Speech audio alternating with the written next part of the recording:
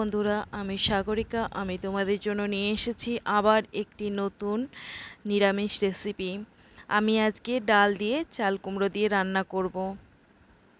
এই চাল কুমড়োটাকে ভালো করে ছাড়িয়ে নিয়েছি আর ভালো করে এক সাইড গোটা গোটা ডুমো ডুমো করে রেখেছি চাল কুমড়ো, আর একদিকে ঝুরি ঝুরি করে কেটে রেখেছি। কিছু মশলা নিয়ে নিয়েছি, দুটো টমেটো নিয়ে নিয়েছি, আদা কুচি নিয়ে নিয়েছি, গরম মশলা নিয়েছি, আর এদিকে গোটা জিরে নিয়েছি, শুকনো লঙ্কা নিয়েছি।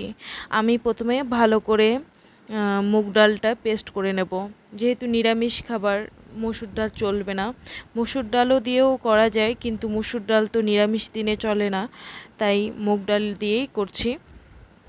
আর এদিকে আমি বড়া বানিয়ে নেওয়ার জন্য আমি ডালটাকে ভালো করে পেস্ট করে নিলাম, আর একটু নুন দিয়ে দিলাম, একটু হলুদ দিয়ে দিলাম, আর দুটো কালো জিরে দিয়ে দিলাম, আর একটু আমি গোলমরিচ অ্যাড করব।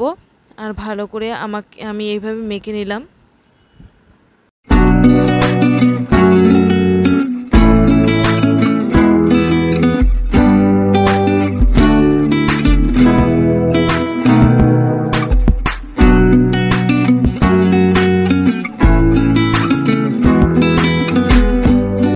আমি মশলাটাও পেস্ট করে নেব ভালো করে। আমি দুটো টমেটোই দিয়ে দিয়েছি, আর ভালো করে পেস্ট করে নিতে হবে।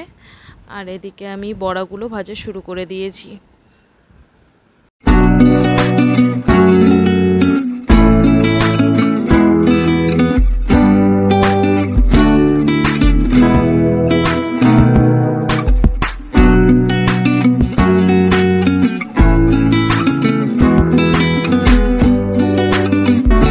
বড়াগুলো ভাজা হয়ে গেছে, আর বড়াগুলো কিন্তু খুব সফট হয়েছে, আর গরম গরম খেলে কিন্তু মুচমুচে একটা ভাব আছে, খেতেও খুব ভালো লাগছে। আর আমি একটা আলু নিয়ে নিয়েছি, সেই আলুটাকে আমি ভালো করে লাল লাল করে ভেজে নিয়েছি।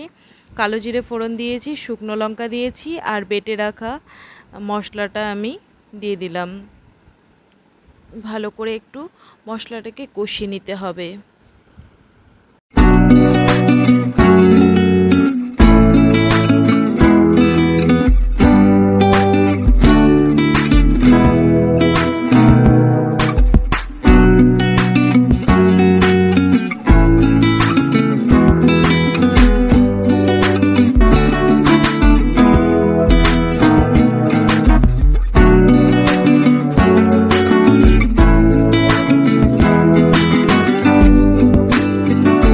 আমি ভেজে রাখা আলুটা আর এদিকে কেটে রাখা চাল কুমড়োটা আমি দিয়ে ভালো করে কষিয়ে নিচ্ছি।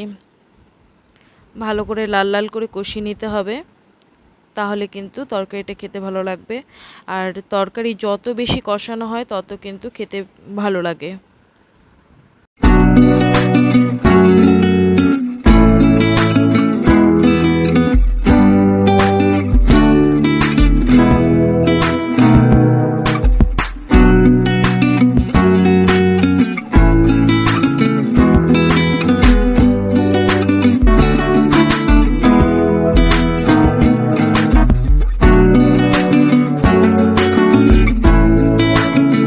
আমি তরকারিতে গরম জল অ্যাড করেছি, আর গরম জল অ্যাড করলে কিন্তু তরকারি খুব ভালো হয়, আর খুব তাড়াতাড়িও সেদ্ধ হয়ে যায়। আমি ভালো করে তরকারিটাতে জল দিয়ে ভালো করে ঘেটে নিয়ে দেব ঢাকা, আর ততক্ষণে আমি তরকারিটা হওয়ার অপেক্ষা করব। আর এদিকে ঝোলটা অনেকটা শুকিয়ে গেছে, আমি ভেজে রাখা বড়াগুলো অ্যাড করে দিয়ে দিয়েছি। বন্ধুরা, আমার ভিডিও যদি ভালো লেগে থাকে লাইক সাবস্ক্রাইব অবশ্যই করো। এরকম আরও ভালো ভালো ভিডিও নিয়ে আসার জন্য কমেন্ট করো, আমার এতে উৎসাহ হয়। আমি আবার তোমাদের জন্য নতুন নতুন রেসিপি নিয়ে আসব। আর এদিকে আমার তরকারি হয়ে গেলে আমি ধনেপাতা কুচি আর দুটো কাঁচা লঙ্কা কুচি দিয়ে দিলাম, আর একটু ধিমি আঁচে দিয়ে আমার তরকারি প্রায় হয়ে গেছে। আমি এবার গ্যাস অফ করে তরকারিটা নামিয়ে নেব। ব্যাস হয়ে গেল আমার তরকারি রান্না। এবার গরম গরম ভাতের সাথে সার্ভ করলে খুবই ভালো লাগে খেতে।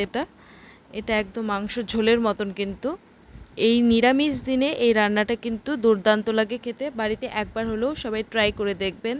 Thank you.